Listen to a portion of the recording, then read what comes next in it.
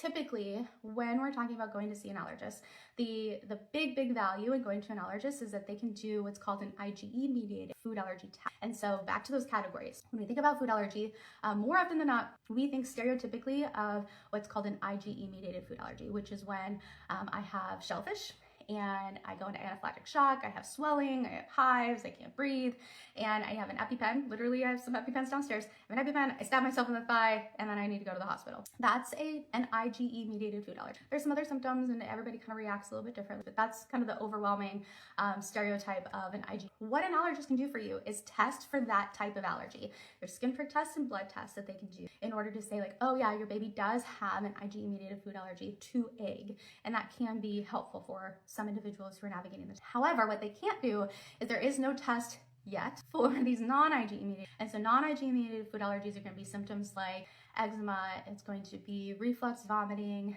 chronic congestion, lower GI issues like constipation, diarrhea, mucousy stool, bloody stool, and then like the secondary problems from those such as like being inconsolable, feeding refusals, weight gain problems, things like that.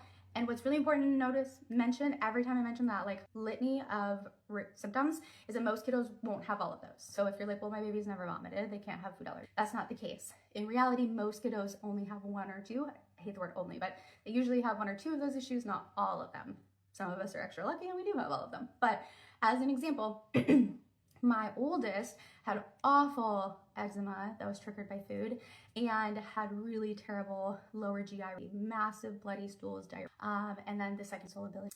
My youngest, Rose, had upper GI issues. She had FPIES, and so she had profuse vomiting responses, also feeding refusals alongside those vomiting responses, and weight gain issues and stuff like that. But as you can notice, like two different things, but still non-IgE mediated food allergy. Now, come back to your question, do you recommend going to see an allergist before starting solids? If you are experiencing any of those first symptoms I mentioned, the hives, swelling, any kind of anaphylactic shock style reactions, difficulty breathing, things like that, it would be valuable for you to go in, see an allergist, talk to them about it, see if they are willing and able to do either blood test or skin prick test for your kiddo to see what are these symptoms coming from. If not, then likely no, until you start to see those kind of symptoms or you see an actual reaction that indicates an IgE-mediated food allergy. Because otherwise they're all gonna come back negative to that panel that they do the test for. And you're gonna be like, I know my baby has an allergy to cow's milk, what gives? But it's certainly gonna come back negative if those aren't the symptoms that you're navigating.